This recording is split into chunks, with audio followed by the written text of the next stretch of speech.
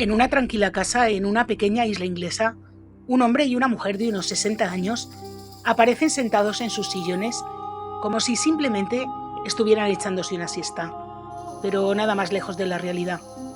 Steven y Carol Baxter estaban muertos. No hay signos de violencia, no falta nada en la casa y tampoco ha sido una intoxicación por monóxido de carbono.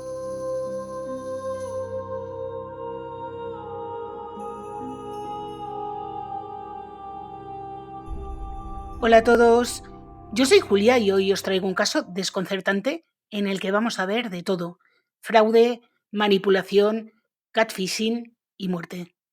No os despistéis porque al principio todo es un poco raro, las cosas parecen como estar deslavazadas, pero ya veréis como poco a poco todo termina encajando. Si quieres saber más, sé bienvenido. Antes de empezar con el caso, quería contaros algo. Vosotros ya sabéis que yo no soy muy dada a explicar cosas personales en mi canal, pero hoy os traigo un vídeo patrocinado por BetterHelp en el que os cuento mi experiencia con este servicio de terapia online. Después de las Navidades he estado muy agobiada entre el ritmo del canal, la documentación, la edición, la presión por publicar, mi trabajo. Llega un punto en el que sientes que tienes que poder con todo y no siempre es así. En España tenemos mucho esa costumbre de decir no pasa nada, no pasa nada si duermo menos, no pasa nada si estoy que no me aguanto ni a mí misma, no pasa nada si me agobio hasta preparando café, pero sí pasa. Y aprender a reconocerlo ha sido importante para mí. Una de las cosas que he aprendido a interiorizar con la terapia de BetterHelp es que cuidarse no es ni egoísta ni un lujo. Y sí, ya sé que esto es muy fácil de decir, pero no tan fácil de llevar a cabo. Pero es que es precisamente con esto con lo que la terapia me ha ayudado. Me han dado herramientas para poder ordenar lo que siento, poner límites y no exigirme estar bien todo el tiempo. Y sobre todo, he encontrado un espacio donde poder decir no puedo con todo, sin sentir que estoy fallándole a alguien o a mí misma. Si tú también sientes que llevas demasiado peso encima, puedes probar con BetterHelp. Te conecta con un psicólogo cualificado en español, rellenas un breve cuestionario y te asignan uno que encaje con tus necesidades y preferencias en pocos días. Y si no te encaja el que te asignen, puedes cambiarlo sin problema. Una cosa además que me ha gustado es que puedes decidir si el psicólogo es hombre o mujer, o por supuesto si te da igual. Y también te dan la opción de hablar con el psicólogo o psicóloga por teléfono, videollamada o incluso por chat. Si quieres empezar, puedes hacerlo a través del enlace que te dejo en la descripción. Y con este enlace tienes un 10% de descuento en tu primer mes de terapia en BetterHelp. A veces creemos que tenemos que ser fuertes para todo el mundo, pero también merecemos un espacio para nosotros. Y pedir ayuda no es debilidad, es responsabilidad contigo mismo. Y ahora sí que sí, vamos con el caso de hoy.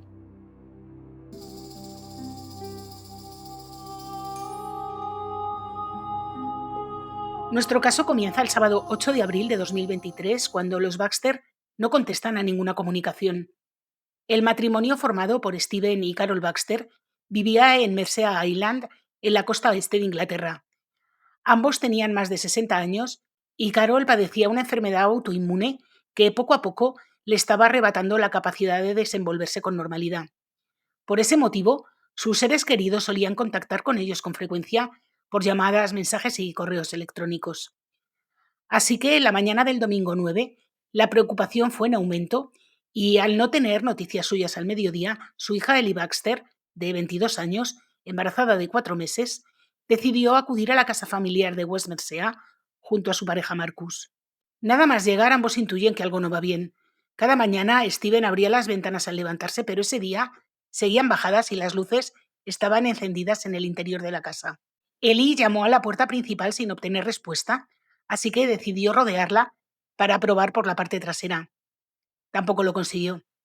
Al asomarse por las ventanas del invernadero acristalado, vio a sus padres sentados erguidos en sus sillones reclinables favoritos. No se movían, sus manos estaban azules y un líquido salía de la boca de Carol. La llave de repuesto no estaba en su lugar habitual, así que, desesperados, Ellie y Marcus intentaron forzar la entrada. 18 años antes, en 2005, a Carol Baxter le habían diagnosticado la enfermedad de Hashimoto. Este trastorno autoinmune afecta a la glándula tiroides, situada en la base del cuello, que es la responsable de regular numerosas funciones del organismo. En quienes la padecen, el sistema inmunitario ataca por error las células que producen las hormonas tiroideas, lo que provoca una disminución progresiva de su producción. La enfermedad avanza lentamente durante años y puede causar síntomas diversos como uñas frágiles, caída del cabello, hinchazón, fatiga y, en los peores casos, dolores musculares y, sobre todo, deterioro cognitivo. En 2021, un amigo cercano de la familia, preocupado por el estado de Carol, buscó alternativas y encontró a una endocrinóloga de renombre llamada Andrea Bowden. Estaba especializada en trastornos hormonales y, aunque residía en Florida, comenzó a asesorar a Carol de forma telemática. Carol le enviaba vídeos y correos explicando su situación y recibía recomendaciones médicas a cambio. La doctora puso en contacto a Carol con otra paciente, Cheryl Harin, convencida de que compartir experiencias podría ayudarlas. Pronto Cheryl y Carol entablaron una amistad bastante estrecha, no solo por la enfermedad que tenían en común, sino porque Cheryl tenía una hermana, Jenny Trencher, que era productora teatral en Londres. Para Carol esto era importante, ya que su hija Ellie aspiraba a ser cantante. Jenny animó a Ellie a enviar grabaciones de voz por si podía ayudarla a conseguir un contrato o clases profesionales. Más adelante, a Carol le presentaron otras dos pacientes con Hashimoto, Linda Edwards y Manny Pantry. Junto a Cheryl formaron un pequeño grupo de apoyo en WhatsApp. La doctora Bowden imponía normas estrictísimas sobre cómo debían gestionar la enfermedad. Priorizaba remedios herbales y suplementos nutricionales frente a la medicina convencional y también aconsejaba evitar cualquier esfuerzo excesivo. Mientras algunas integrantes del grupo de WhatsApp seguían las pautas al pie de la letra, Carol admitió en el grupo que hacía tareas domésticas en contra de todas las indicaciones. Así que recibió un montón de reproches por no cumplir las normas y se le recordó que estaba gravemente enferma. En un momento dado, Carol confesó que el enfoque holístico de la doctora chocaba frontalmente con las indicaciones del médico de cabecera. Este le recetaba fármacos sustitutivos de las hormonas tiroideas y controlaba su estado con análisis anuales. Cuando Carol le habló de las hierbas y rutinas alternativas, el médico se mostró escandalizado, cuestionó la base científica del tratamiento y le dijo que hiciera el favor de continuar con el tratamiento médico. Sin embargo, en el grupo de apoyo defendieron firmemente a la doctora Bowden. Carol empezó a distanciarse entonces de su médico de familia y a confiar cada vez más en la endocrinóloga estadounidense. Con el tiempo, la doctora Bowden fue conociendo mejor la vida de los Baxter y les ofreció consejos personalizados para reducir el estrés en el hogar. Llegó a sugerirles que el contacto con los familiares debía moderarse porque, según ella, generaba sustancias perjudiciales para alguien con una enfermedad grave. A pesar de su diagnóstico, Carol intentaba mantener una vida activa, salía a caminar, acudía al gimnasio y seguía consumiendo los tónicos recomendados aunque le resultaran desagradables. Pero su estado general empeoraba. Perdía peso, sufría fatiga y su memoria empezó a fallar. El 8 de febrero de 2022 fue hospitalizada por un dolor abdominal. Una radiografía reveló que tenía un clavo metálico de 17 centímetros alojado en el colon. Carol no supo explicar cómo había llegado allí. En 2023 su confusión se intensificó y comenzaron temblores severos. Los síntomas eran más propios de una demencia o de un ictus que de la enfermedad de Hashimoto. Fue derivada a varios especialistas, pero nadie encontró una explicación clara de qué es lo que le pasaba a esta mujer. Su entorno veía con angustia el deterioro. Un día, por ejemplo, su hija Ellie la sorprendió planchando una camisa sobre la placa de la cocina mientras el lavavajillas desbordado expulsaba espuma. Carol no era consciente de lo que estaba haciendo. Steven intentaba cuidarla, pero estaba desbordadísimo. Y en medio de esta desesperación, tanto de ella como de la familia, Carol llegó a plantear un encuentro presencial con Cheryl, a quien aún no conocía en persona. Steven la llevó en coche durante más de 3 horas hasta un hotel de lujo en Warwickshire, pero Cheryl nunca apareció, y más tarde alegó que había tenido una emergencia médica. Aún así, Carol siguió las indicaciones de la doctora Bowden. Antes de que pudiera cuestionar seriamente el enfoque alternativo, la endocrinóloga la puso en contacto con otro médico, Alan Mandel. Este respaldó el tratamiento y le facilitó la receta de una bebida que limpiaría su hígado. Recomendó que Steven también la tomara y advirtió que no tenía buen sabor y que les provocaría somnolencia.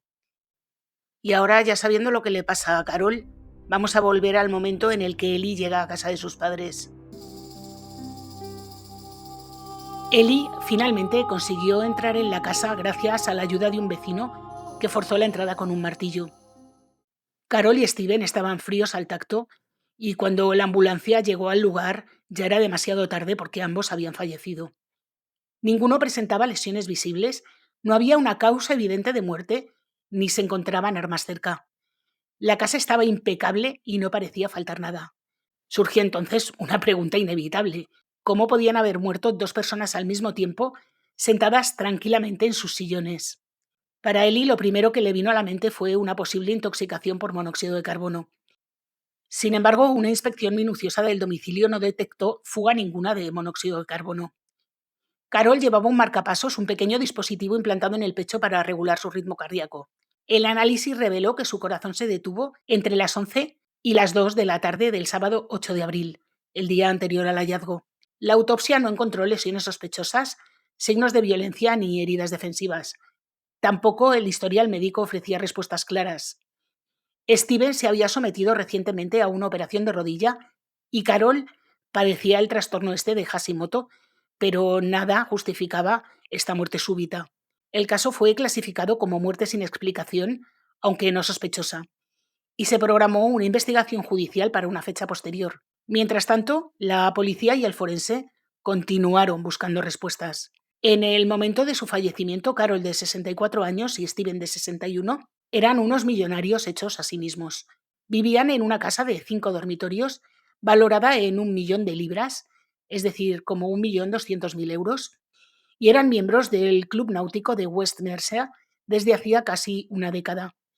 Steven ocupaba un cargo directivo en una firma inmobiliaria internacional muy conocida, y en los últimos años además había fundado su propio negocio.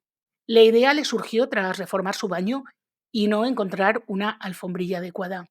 Y así nació Cat Splash, una empresa dedicada a fabricar alfombrillas de microfibra a medida para duchas y bañeras curvas son esquina. ¿Qué negocios más extraños tiene la gente? Steven aportaba la experiencia empresarial y Carol se encargaba del diseño y ejercía como directora general. Un cambio radical respecto a su anterior carrera en la educación de adultos. Quienes los conocían describían su relación como ejemplar. La noticia de sus muertes conmocionó a la comunidad, que los veía como personas amables y siempre dispuestas a ayudar. Tenían planes de futuro y nada hacía presagiar un final así.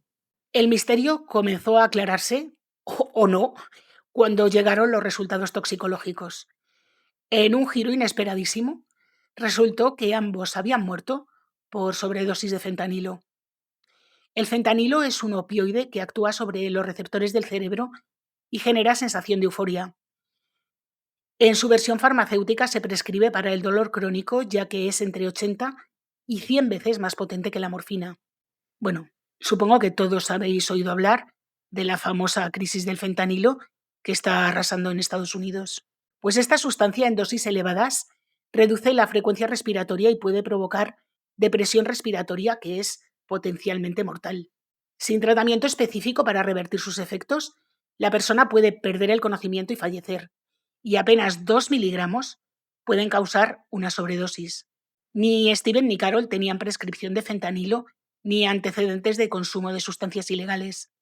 No presentaban marcas de inyección, pero en la sangre de Carol se detectaron también niveles potencialmente letales de prometacina, un antihistamínico con efecto sedante presente en medicamentos de venta libre. Resultaba bastante difícil imaginar cómo dos personas sin acceso legal a esta sustancia podían haber sufrido una sobredosis accidental. Así que la investigación dio un vuelco y se volvió bastante más inquietante. La policía valoró si se trataba de haberse quitado de en medio o de una decisión tomada por ellos sin que el otro lo supiera. No dejaron notas ni indicios que explicaran el deseo de acabar con sus vidas. La salud de Carol se había deteriorado en los últimos años y además en abril de 2023 su empresa acumulaba más de 60.000 libras en deudas y debía otras 18.000 al propietario del almacén desde el que operaba. La última vez que fueron vistos con vida fue el viernes 7 de abril, cuando un amigo cercano los visitó y se marchó poco antes de las 8 de la tarde. Carol estaba dormida y Steven se disponía a preparar la cena. Como os he dicho antes, el marcapasos indicó que el corazón de Carol dejó de latir al día siguiente, aunque no se pudo determinar con exactitud cuándo falleció Steven. Nadie había sabido de ellos en las horas previas y ningún vecino había observado nada sospechoso. La cámara de seguridad que grababa la parte frontal de la vivienda confirmó que nadie entró ni salió el sábado 8 de abril. Y el siguiente registro fue el domingo 9, cuando Ellie llegó y encontró a sus padres sin vida. Aún así, los investigadores no descartaron que alguien hubiera podido acceder por la parte trasera, fuera del ángulo de la cámara. Así que la investigación en ese sentido continúa abierta. Un primer registro superficial de la casa de los Baxter, el día que descubrieron los cuerpos, no reveló nada relevante. Pero cuando la investigación empezó a orientarse hacia la posibilidad de un delito, se llevó a cabo, evidentemente, un registro bastante más exhaustivo. Los agentes entonces encontraron una caja de mimbre que contenía la medicación con receta de Carol. En el fondo de esta caja encontraron 4 envoltorios vacíos de parches de fentanilo. Estos parches suelen recetarse para pacientes que tienen dificultades para tragar. El principio activo está en forma de gel, se acumula en la piel bajo el parche y pasa gradualmente al torrente sanguíneo, proporcionando alivio del dolor durante 72 horas. El hallazgo, como os digo, resultó muy llamativo porque nadie en su entorno inmediato tenía prescripción para este fármaco. Pero es que además en sus cuerpos tampoco había marcas que indicaran que hubieran llevado parches antes de morir. Y más extraño aún, las pruebas sugerían que la pareja había tomado esta sustancia por vía oral. Disculpad que no diga el nombre de la sustancia tanto, porque tengo un poco de miedito de que me bajen el vídeo. No era inusual que los parches se usaran de forma indebida porque algunas personas los cortan en trozos y los chupan, otras extraen el gel y lo dejan secar y lo convierten en polvo para utilizarlo de otras formas. Pero como esta sustancia no tiene ni sabor ni olor, puede ocultarse en aerosoles nasales, gotas o incluso en pequeños caramelos. Otro método consiste en disolver la sustancia en una taza de té para lograr un efecto más prolongado. No se pudo determinar en qué estado, líquido o polvo, lo habían tomado los Baxter. Ningún utensilio de cocina, cubertería o vaso contenía restos, y no había ni una sola taza fuera de su sitio. Y esto planteaba una cuestión grave: cómo se había preparado, servido y consumido sin dejar rastro. Y también resultaba extraño cómo estaban colocados los envoltorios en la caja de medicación de Carol. Mientras el resto estaba ordenado con cuidado, los parches destacaban por estar sueltos. Habían revisado esta caja cuando acudieron al domicilio para comprobar si la medicación podía estar relacionada con las muertes, pero en ese momento no vieron los parches. Durante la búsqueda más minuciosa apareció otro elemento que había pasado desapercibido en un principio, y era un documento impreso en la oficina doméstica de Carol. Estaba redactado en mayúsculas y organizado en varios puntos. En la parte superior se leía: en caso de nuestra muerte, seguido de los nombres de Stephen Carol Baxter. Se determinó que se trataba de un codicilo, un documento que complementa un testamento y suele permitir introducir cambios sin tener que reescribir el documento original por completo. El codicilo de los Baxter detallaba qué hacer con la casa y las pertenencias, así como su deseo de que el velatorio se realizara en el Westminster Yacht Club, y también abordaba el futuro de su empresa. El texto indicaba que Cat Splash debía continuar operando según lo previsto. Su hija Ellie Baxter sería la propietaria del 100% de las acciones y la única dueña.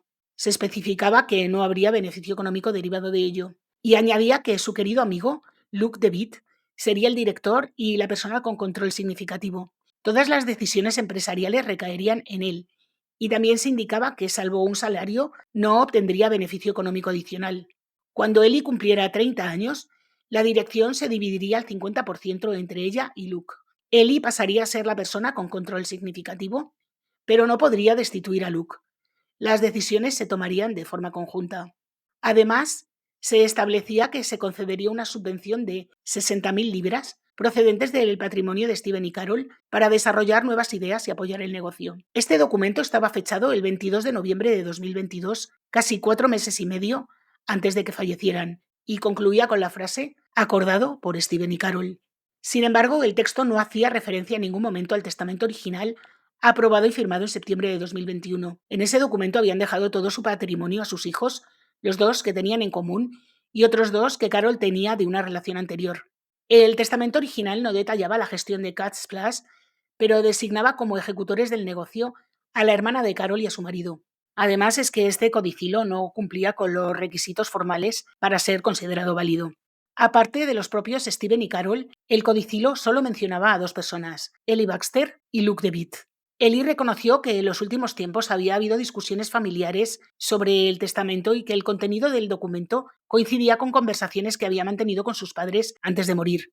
Algunos mensajes de texto parecían respaldarlo. En uno de ellos, Carol le decía que Cat Splash sería toda suya en algún momento.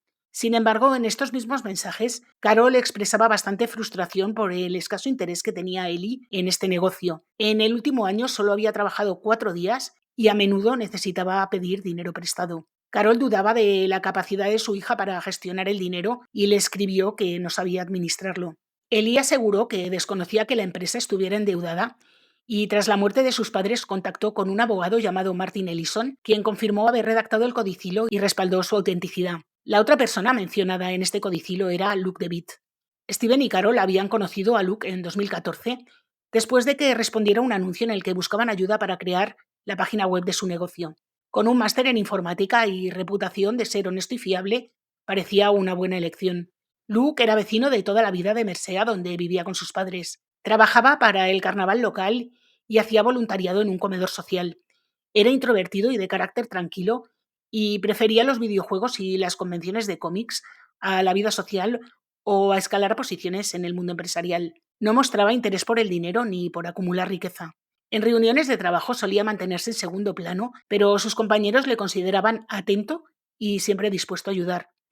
Estaba muy implicado en la comunidad y participaba en numerosos proyectos en la isla.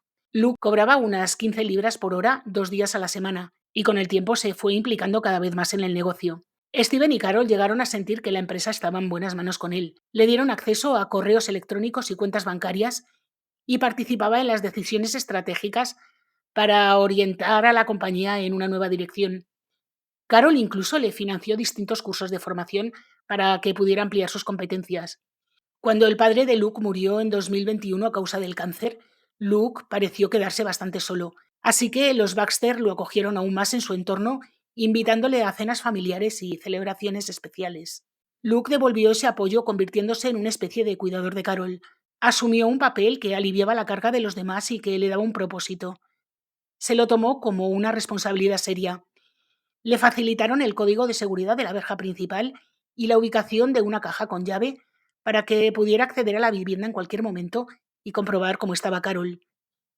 Comenzó a acudir a diario para ayudar en las tareas domésticas y para gestionar los síntomas de Carol. Le administraba la medicación, la acompañaba a pasear y la llevaba al gimnasio. Fue él quien investigó y dio con la endocrinóloga Andrea Bowden.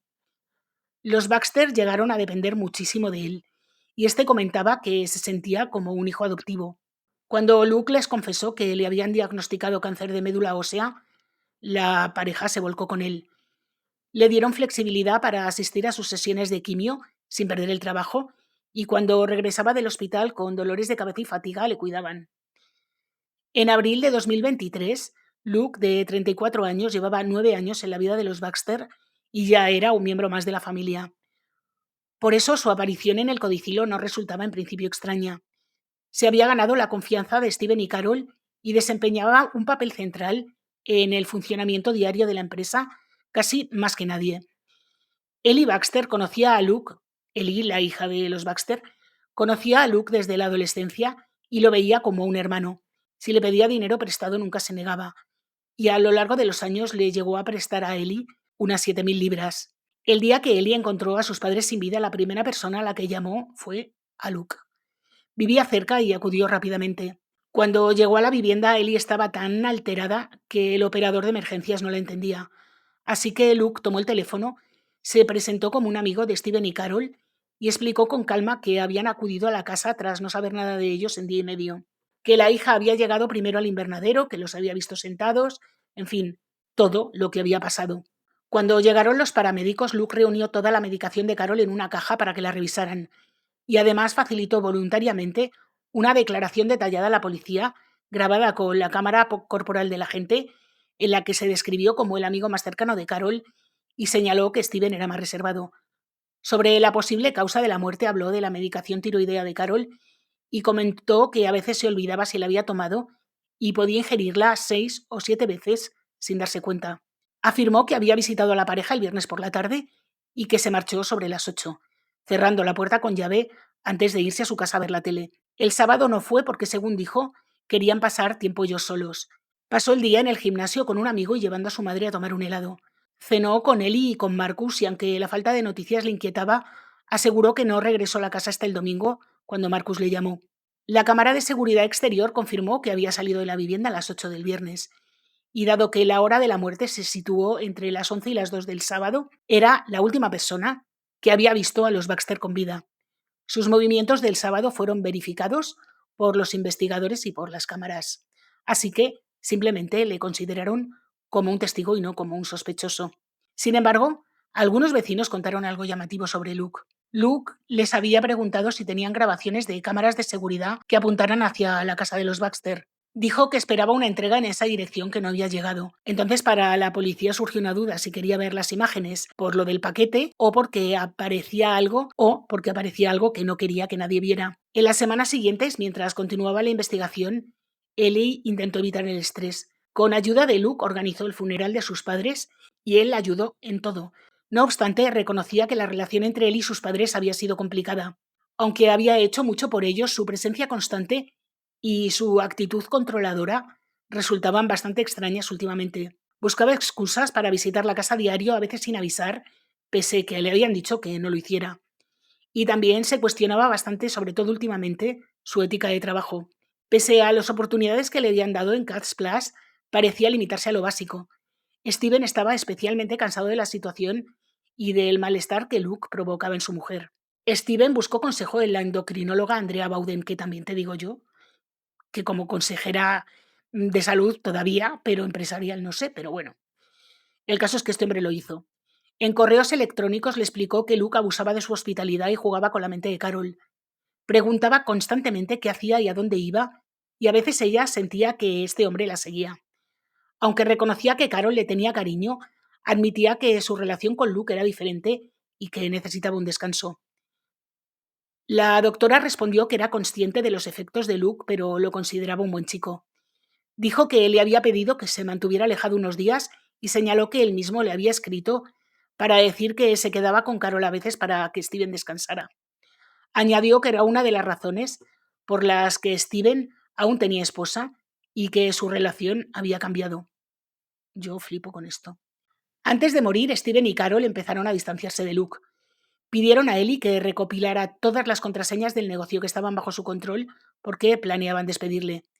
Temían que reaccionara mal y bloqueara la red de la empresa, destruyendo años de datos.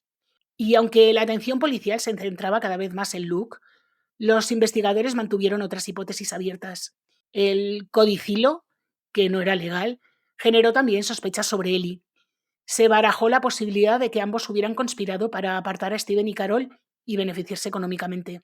Como Ellie estaba con Marcus en el momento en el que se cree que ocurrieron las muertes, la policía también le consideró a él cómplice. En junio de 2023, 2 meses después de los fallecimientos, la policía llamó a la puerta de Ellie y la arrestó por el asesinato de sus padres. Y también fueron detenidos Marcus y Luke DeWitt.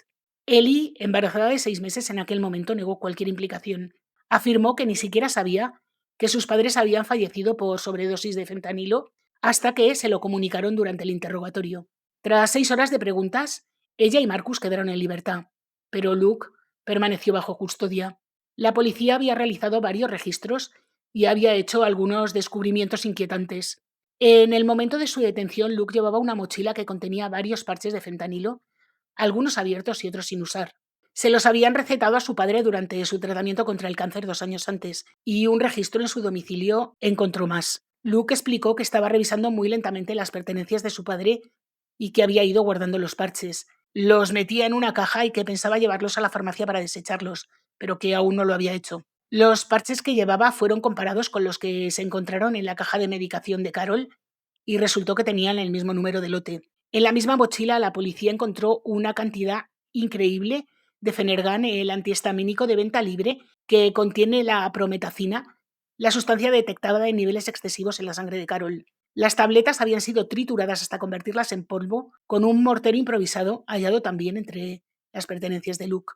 Él sostuvo que había triturado el medicamento para mezclarlo con una crema y tratar un eczema, pero la policía no se creyó ni una palabrita.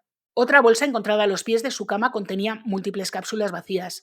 Luke afirmó que no eran suyas y que las había sacado de la oficina de Cats Plus, insinuando que pertenecían a Steven y Carol. No obstante, ante el conjunto de pruebas, la policía consideró más probable que Luke hubiera rellenado esas cápsulas con el medicamento triturado, creando una pastilla muy potente y letal que contenía 4 veces la dosis terapéutica.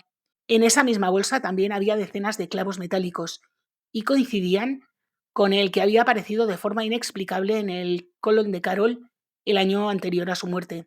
La hipótesis policial era que Luke había introducido el clavo en una cápsula y que se lo había dado a Carol, una acción que podría haberle costado la vida.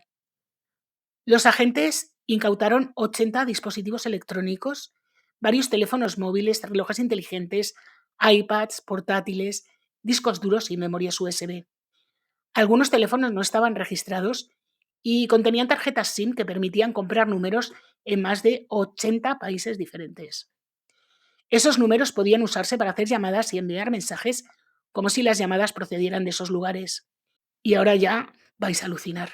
Luke había creado al menos 80 identidades falsas en Internet que utilizó durante años para comunicarse con Stephen Carroll y Ellie Baxter.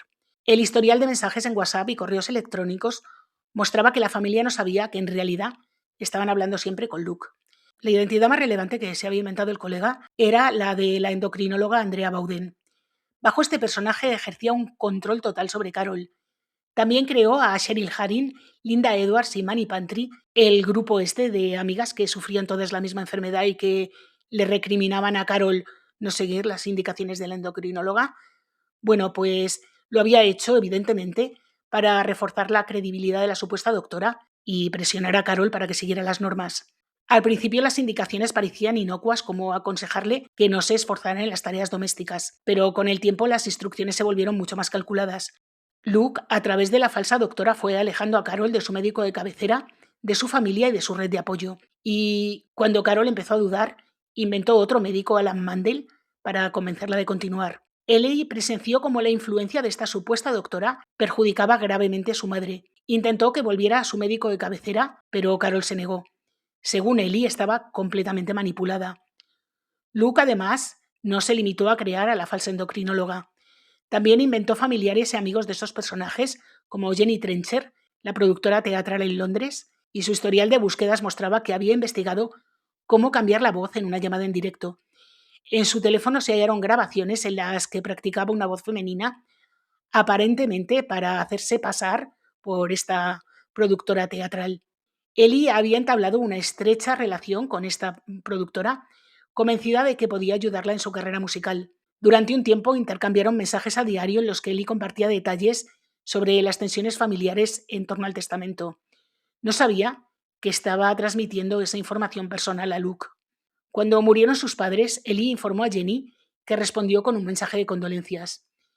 Las comunicaciones con esas identidades falsas continuaron hasta el arresto de Luke, momento en el que cesaron de forma abrupta. Cuando Ellie supo la verdad, dijo que se sentía devastada. Creía que Jenny era una persona real y de confianza. Para los investigadores, la red de engaños tejida por Luke era extraordinaria. No se limitaba a las identidades en línea, no existía ningún título universitario en informática que él había informado que tenía y tampoco había informes médicos que confirmaran que sufría cáncer de médula ósea. En el registro de su domicilio también se encontraron joyas pertenecientes a Carol que, según la policía, le había mangado. Mientras manipulaba a Carol en Internet, también lo hacía en persona. Le instaba a seguir las normas médicas, especialmente en lo relativo a los tónicos de salud. Con el tiempo, convenció a Steven y Carol de que bebieran las mezclas que él preparaba hasta que dejaron de cuestionarlas. Carol llegó a llamarle su coctelero particular. Los investigadores concluyeron que Luke había estado adulterando los tónicos de Carol durante 2 años. Este periodo coincidía con el deterioro abrupto de su salud. No era la enfermedad de Hashimoto la que explicaba este declive físico y mental, sino la prometacina. En dosis elevadas, la prometacina provocaba somnolencia, agitación, nerviosismo, confusión, desorientación, depresión y delirios. Y un detective explicó que el comportamiento errático de Carol se debía a que estaba siendo envenenada de forma regular y constante. Las cámaras de seguridad de la casa confirmaron que Luke había ido en varias ocasiones a la casa de los Baxter el viernes 7 de abril. Los investigadores creen que la primera vez que fue, a eso de la 1 de la tarde, introdujo varios parches de fentanilo de su padre en un supuesto tónico de salud que sirvió a Steven y Carol. Se marchó y regresó a las 4. Probablemente comprobó el avance de la sobredosis y limpió la escena, incluyendo el recipiente en el que había servido el fentanilo. Poco antes de abandonar la casa, transfirió 6.000 libras de la cuenta personal de los Baxter a la cuenta empresarial que gestionaba, etiquetando la operación como préstamo. También utilizó el teléfono de Carol para buscar vacaciones en Disneyland. Más tarde investigó cómo borrar imágenes de cámara de seguridad domésticas. La policía cree que intentó eliminar las grabaciones de la casa para ocultar su implicación. Los agentes descubrieron además que Luke había descargado una aplicación de vigilancia doméstica que permitía ver en directo la cámara de otro dispositivo. En su teléfono se recuperaron las imágenes de Steven y Carol desplomados en sus sillones. Todo indica que instaló una cámara en el invernadero y utilizó la aplicación para ver morir a la pareja en tiempo real. Esto significa que mientras realizaba gestiones y acudía a compromisos sociales, estaba observando a los Baxter mientras agonizaban. Los pelos de punta. Este detalle, evidentemente, añadía un matiz aún más siniestro a la cena a la que Luke invitó esa misma noche a Ellie y a Marcus. Los tres compartieron cena con aparente normalidad, sin que el comportamiento de Luke hiciera sospechar nada fuera de lo común. Al día siguiente, cuando se descubrieron los cuerpos de Carol y Steven, Luke interpretó con convicción el papel de amigo consternado y ni siquiera la policía tuvo motivos para desconfiar de él. En algún momento, Luke introdujo discretamente los parches usados en la caja de medicación de Carol, presumiblemente para reforzar la teoría de que se trataba de una muerte autodesvivimiento. Sin embargo, a las 7 de la mañana del día siguiente, los registros muestran que redactó el codicillo en su teléfono, nombrándose beneficiario y heredero de Plus. Después dejó una copia del documento en la oficina de Carol. El supuesto codicillo había sido elaborado, según el texto, por un abogado llamado Martin Ellison. Como se descubrió más tarde, también era una identidad falsa creada por el propio Luke. Tras su detención, Luke ofreció explicaciones que consideraba inocentes frente a las acusaciones. Negó haber hecho absolutamente nada. Sin embargo, más tarde, tras recibir asesoramiento legal de otro que no era Martin Ellison, evidentemente, se limitó a responder sin comentarios a todas las preguntas. Finalmente fue acusado de 2 cargos de asesinato, posesión de sustancias de clase A y robo de las joyas de Carol.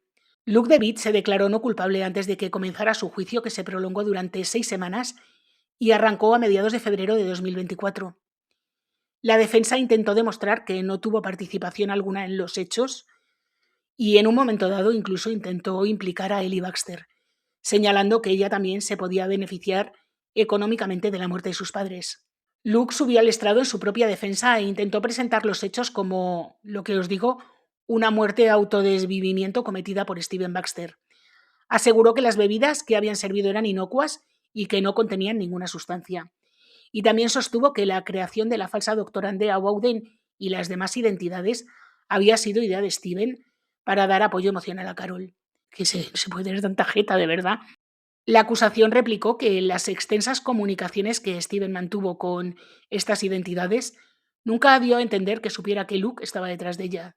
Sostuvo que las muertes fueron ejecutadas con calma, frialdad y planificación previa. El móvil, según la fiscalía, era económico.